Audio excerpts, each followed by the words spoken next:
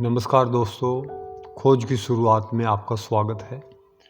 आज हम ध्यान की दूसरी कड़ी के बारे में बात करेंगे।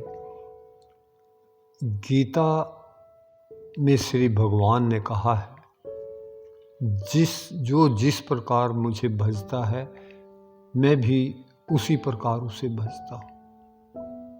फिर गीता में बतलाया गया है कि जो श्रद्धापूर्वक किसी का ध्यान और उपासना करता है वह उस जैसा ही हो जाता है। इसी प्रकार 9वें अध्याय में भी यही लिखा है कि मेरी याचना करने वाले मुझसे ही आ मिलते हैं। और उपनिषद में मनुष्य के शरीर की रथ से उपमा दी गई है। इस शरीर रूपी रथ में इंद्रियां रूपी घोड़े जुते हुए हैं, जो अड़ियल टट्टू के समान विषय भोगों की ओर दौड़ने का प्रयत्न करते हैं। मन एक लगाम है जिसको खींच के रखने में ही भलाई है, पर मन इतना चंचल है कि वश में करना कोई सरल कार्य नहीं है। गीता इसका इलाज गुरु का ध्यान बतलाती है। तू मुझ में चित्त लगाकर मेरे परायण हो जा। इसी उपाय द्वारा चित्त को एकाग्र करते हुए जहाँ जहाँ भी चंचल और अस्थिर मन बाहर जाए उसको वहाँ जाने से रोक। जिस प्रकार सीढ़ी के बगैर हम किले पर नहीं चढ़ सकते, उसी प्रकार गुरु के ध्यान के बिना हम हरि तक नहीं पहुंच सकते। ध्यान हमको स्थूल से सूक्ष्म, सूक्ष्म से कारण और कारण से भी पार परमात्मा तक पहुंचाने की सीढ़ी है। अंदर दो शक्तियां हैं, एक सूरत, दूसरी नीरत। सूरत का काम सुनना है तथा नीरत का काम देखना है। जब तक नीरत शक्ति जागृत नहीं होती, केवल शब्द को सुनने से पूर्ण लाभ नहीं होता। ध्यान शक्ति को अधिक आध्यात्मिक मंडलों में ठहरने से कई सूक्ष्म देश दिखाई देते हैं।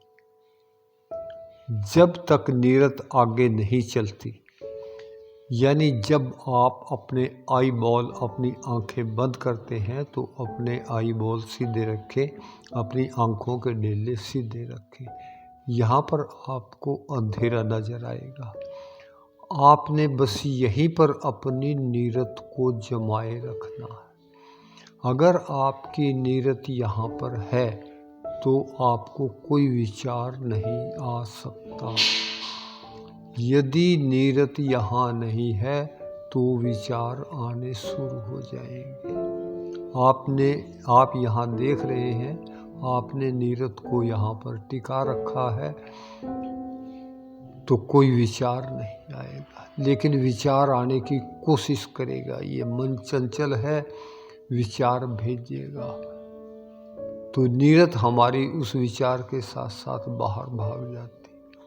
तो कोशिश यही करनी है कि अपनी नीरत को जबरदस्ती यहाँ रखें और मन को सिमरन में लगाए रखें। नीरत यहाँ होनी चाहिए और मन सुमरन में होना चाहिए। तब हमारी आत्मा आहिस्ता आहिस्ता सिमट कर और इस केंद्र के ऊपर आ जाएगी। यहाँ पर आपको कुछ प्रकाश नजर आना शुरू हो जाएगा। बस यही से हमारा सफर शुरू होता है। सूरत ऊपर के मंडलों पर चली जाती है। दृष्टि को समेटने से ध्यान बनता है और ध्यान से ही ज्ञान का तत्व प्राप्त होता है। जो जो ध्यान करोगे शब्द खुलेगा और आत्मा को अपनी ओर खींचेगा। शब्द आत्मा को खींचकर ऊपर के मंडलों में ले जाता है और ध्यान द्वारा वहाँ ठहरने की शक्ति प्राप्त होती है। यह ध्यान आत्मिक मंडलों में जीव को साथ लेकर चलता है। आपने मेरी बात ध्यान से सुनी जी, बहुत बहुत शुक्रिया, बहुत बहुत धन्यवाद। अगला एक वीडियो आपको और ध्यान के ऊपर ही देंगे और बहुत जल्दी ही वो आपके सामने आएगा। तब तक के लिए शुक्रिया,